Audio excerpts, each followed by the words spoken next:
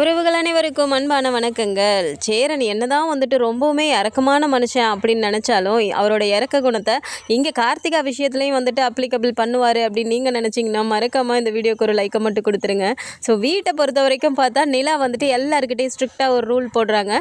எல்லாருமே வந்துட்டு அவங்கவுங்க சம்பாத்தியத்துலேருந்து வீட்டுக்குன்னு பணம் கொடுக்கணும். அதை வச்சு தான் நானும் அண்ணனும் பணத்தை ஹேண்டில் பண்ணிவிட்டு என்னென்ன பொருளெல்லாம் தேவையோ அதெல்லாம் நாங்கள் வாங்கணும் அப்படின்னு சொல்லிட்டு எல்லாருக்கிட்டையும் சொல்லிட்டு இருக்கும்போது கரெக்டாக நடேசன் வராரு. அப்போ அவர் பார்த்துட்டு, அப்படியா என்ன எல்லாரும் கொடுக்கணும், சரி சரி இன்றைக்கி ஒரு கிளாஸ் போயிட்டுருக்கா, சரி சரி பாருங்க பாருங்க அப்படின்னு சொல்லிட்டு போகிறாரு. அங்கிள் நில்லுங்க, நீங்கள் எங்கே போகிறீங்க, உங்களுக்கும் தான் அப்படிங்கிறாங்க. ஐயய்யா என்னம்மா எனக்குமா கிளாஸ் எடுக்க போகிற அப்படிங்கிறாங்க. கிளாஸ் எல்லாம் ஒன்றும் எடுக்கல, வண்டி புது வண்டி வாங்கியிருக்கீங்கல்ல, நல்லா போகுதுன்னு சொன்னீங்கல்ல அப்படின்றாங்க. ஆமாம் எனக்கு என்னம்மா 4 லோடு 5 லோடு போகுது டெய்லியும் அப்படிங்கிறாங்க. சரிங்க அங்கிள் போகுதில்ல, அதுலேருந்து ஒத்த பைசா கூட இன்னும் வீட்டுக்கு நீங்கள் கொடுக்கவே மாட்டேங்கிறீங்க அப்படிங்கிறாங்க.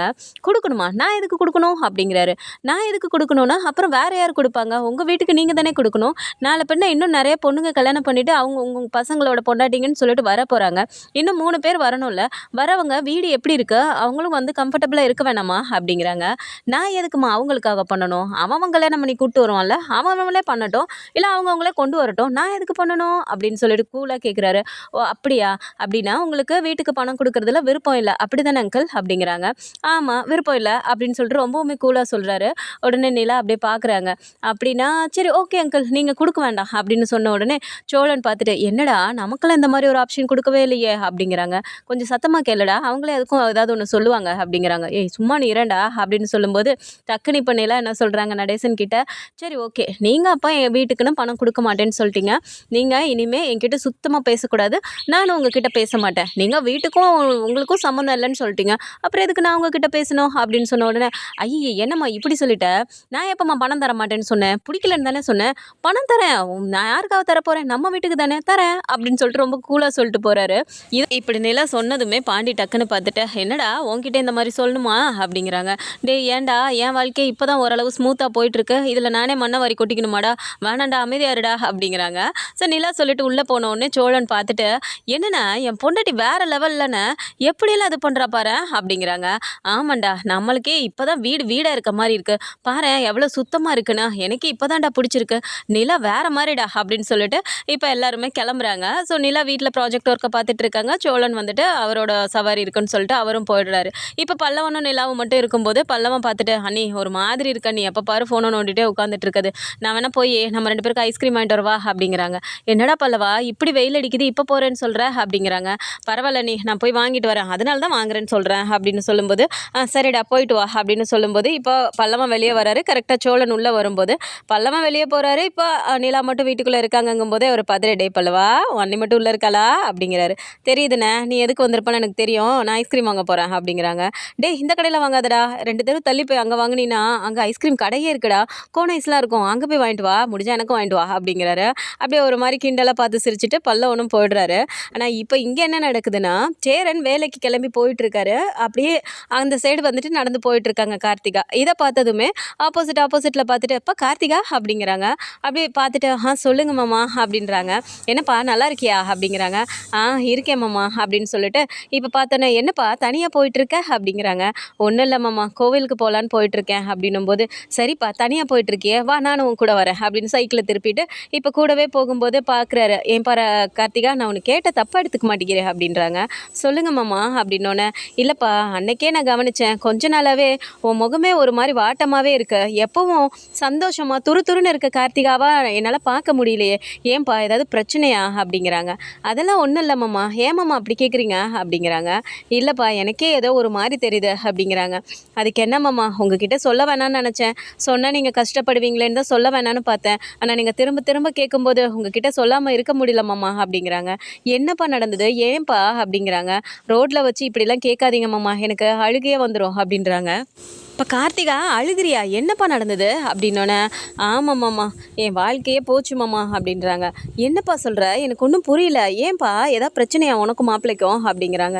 பிரச்சனைன்னு ஒன்று நடந்தால் தானே மாமா, அங்கே என்ன பிரச்சனைனே தெரில மாமா, அந்த குடும்பமே ஒரு மார்க்கமாக இருக்காங்க, கல்யாணம் பண்ணி போன 1 வாரம் மட்டும்தான் மாமா நானாக இருந்தேன், இப்போலாம் அவங்க எதுக்கு என்னை திட்டுறாங்க, எதுக்காக என்னை டார்ச்சர் பண்ணுறாங்கன்னே புரிய மாட்டேங்குது மாமா, என் மாமனாரும் மாமியாரும் என்னை போட்டு அப்படி பாடாக படுத்துகிறாங்க, நான் ஏதோ யார் வீட்லேயோ இருந்த வந்து யார் யார்கிட்டயோ திட்டு வாங்குற மாதிரி இருக்கு மாமா.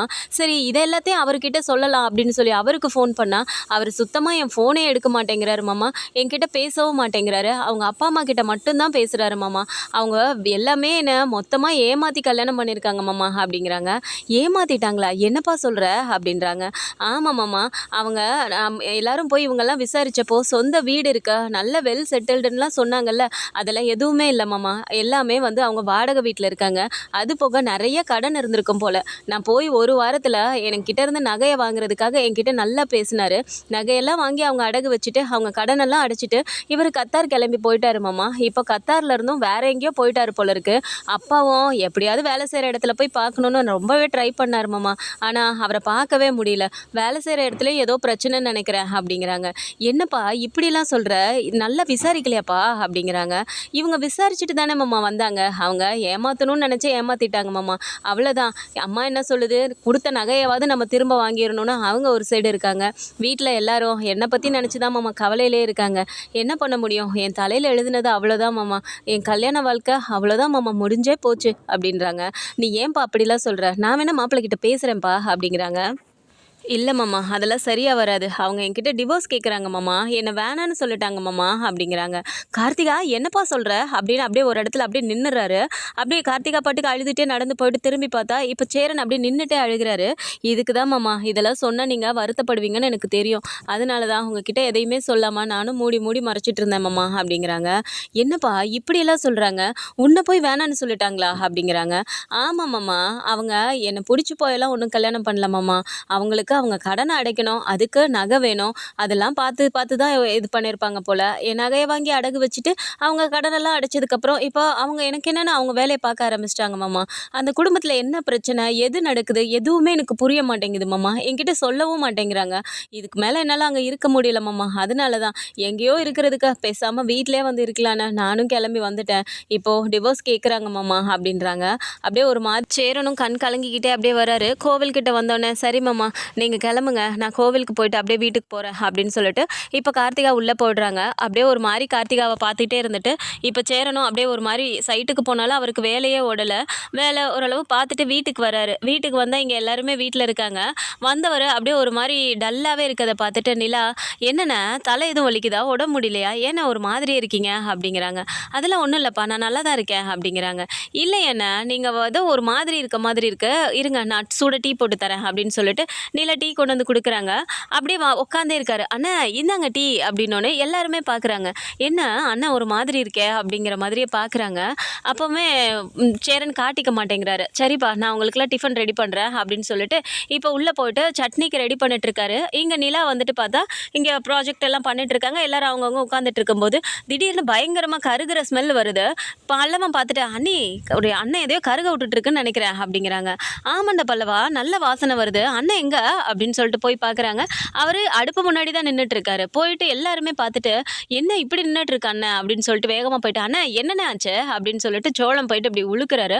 என்னடா என்னடா சோளா டீ வேணுமா?" அப்படிங்கிறாங்க.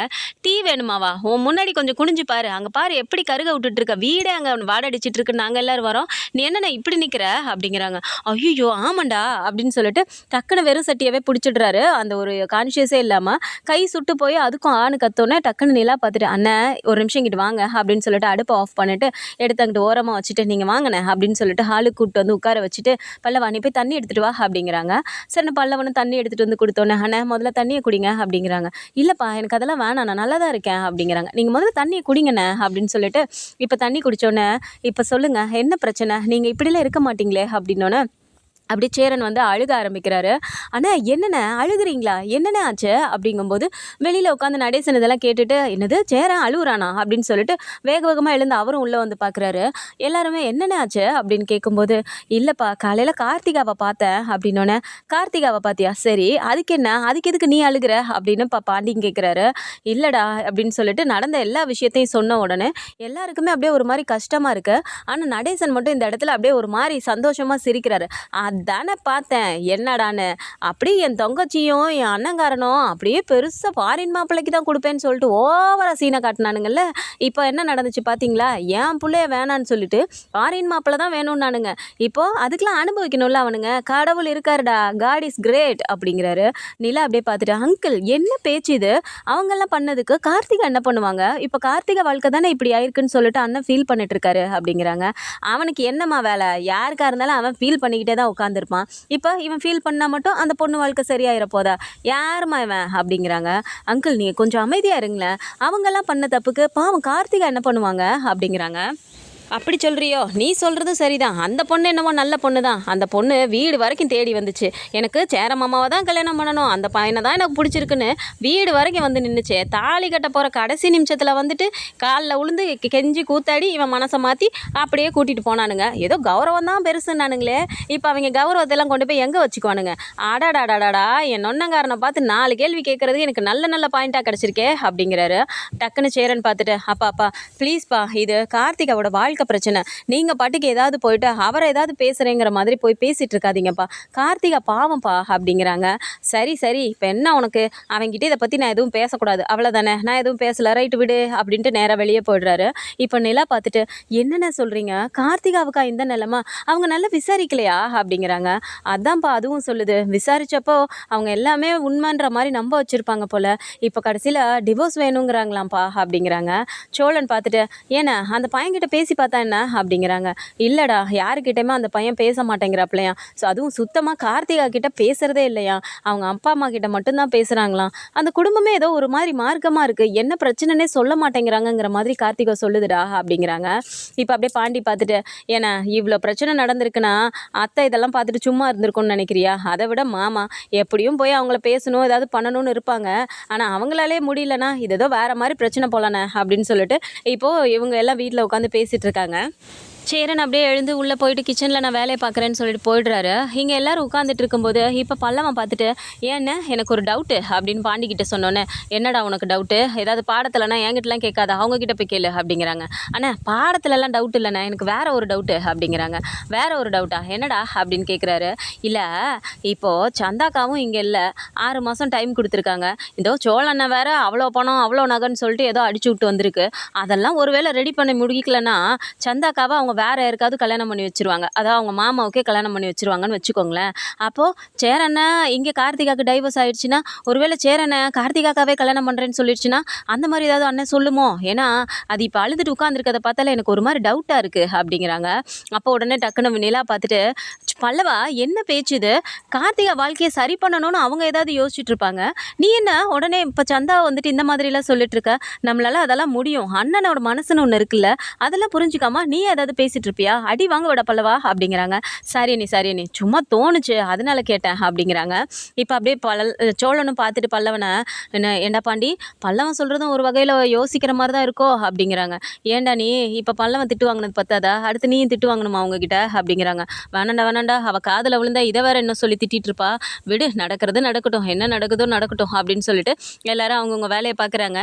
இப்போ அடுத்ததாக வானதி போயிட்டு 1 லட்ச ரூபாய் அங்கே அட்வான்ஸை கொடுத்துட்டு வந்துட்டு மறுநாளே ஷாப் ஓப்பனிங் அப்படின்னு சொல்லியிருக்காங்க. அதுக்கு சின்னதாக ஒரு ஃபங்க்ஷன் மாதிரி வச்சு பண்ணணும் அப்படிங்கிற மாதிரி ஒரு ஐடியாவும் பண்ணியிருக்காங்க. அதுக்கு நிலா எல்லாருமே வரும்போது அந்த இடத்துல நிலாவை ஏதாவது இன்சல்ட் பண்ணுற மாதிரியோ, இல்லை நான் தான் எல்லாமே அப்படின்ட்டு நிலா கிட்ட பெருமை பேசுகிற மாதிரியோ வானதி ஏதாவது பண்ணுவாங்களா அப்படின்னு பார்க்கலாம். ஸோ இந்த மாதிரியான கதைக்களம் வந்தால் நல்லா இருக்கும்னு நினச்சிங்கன்னா மறக்காம நம்மளோட சேனலை சப்ஸ்கிரைப் பண்ணிக்கோங்க.